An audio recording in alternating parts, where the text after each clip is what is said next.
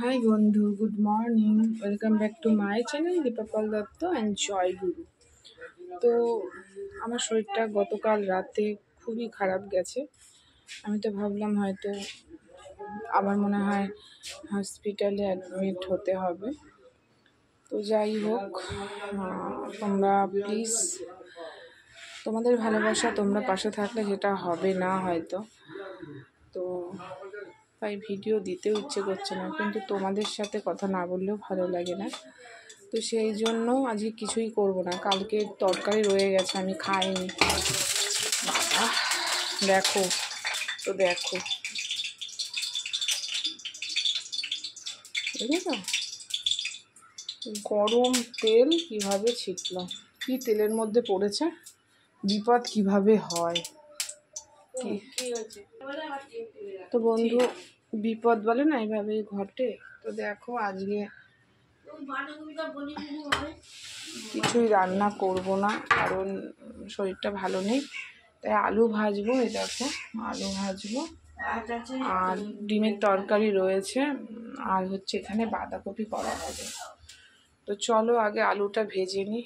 তো বন্ধু, সকালবেলা তোমাদের সাথে অনেকক্ষণ আগে উঠেছি, সারা রাত ঘুম হয় না, তো ভালো লাগছে না শরীরটা। যাই হোক, দেখো তেল গরম হয়ে গেছে, আলুটা দিয়ে দিই।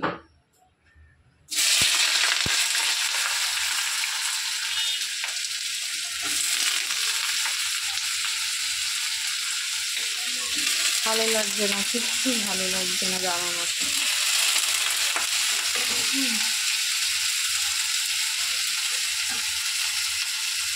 আমার এই প্রবলেমটা যার হয় সে বোঝে, যারা স্ট্রোকের পেশেন্ট তারাই বুঝবে যে হ্যাঁ, এই প্রবলেমটায় কতটা কষ্ট।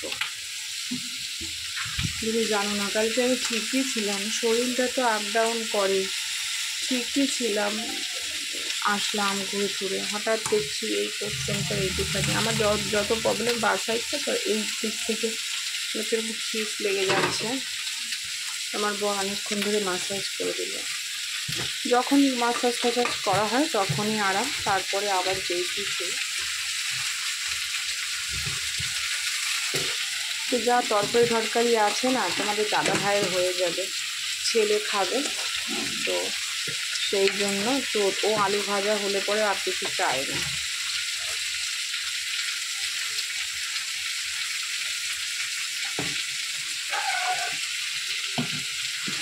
তো আলু ভাজা হলে আর কিছু চায় না।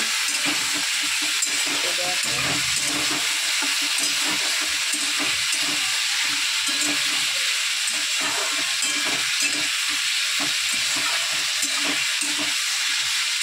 তো আলুটা ভেজে নিয়ে তারপরে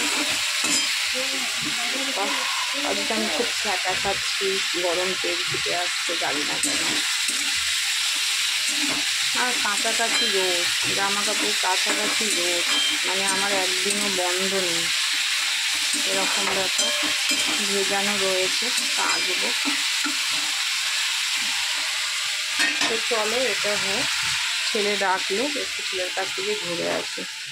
আর দেখো, কালকে কিছু মাল আনা হয়েছে মাসকাবাড়ি, তোলা হয়নি, আমি কিছু কিছু করে নিয়ে আসছি। দেখো, কিছু আনা হয়েছে, যতটুকু প্রয়োজন এনেছি, আবার আনতে হবে। তো চলো, ছেলে কেন ডাকছে দেখি। কি হয়েছে? হ্যাঁ, আলু ভাজা বসিয়েছে। তো বন্ধু দেখো, এখনো অবধি আমি বিছানাটাও তুলিনি, সকাল থেকে উঠে শুধু বসে বসেই কাটাচ্ছি। তোমরা হয়তো আমার চোখ মুখ দেখে বুঝতে পারবে যে সত্যি আমার শরীরটা ভালো নেই। তো যাই হোক, চোখ মুখ ফোলা, অথচ সারা রাত ঘুমাইনি। তো চলো, আজকে আমি ব্লগটা অনেক দেরি থেকেই শুরু করলাম। তো তোমরা কিন্তু সুস্থ থাকবে, দেখতেই পাচ্ছ আমি সুস্থ থাকি না, কিন্তু বাট আমার বন্ধুরা যেন সুস্থ থাকে, ভালো থাকে। তো চলো, ফিরে আসছি আবারও পরে।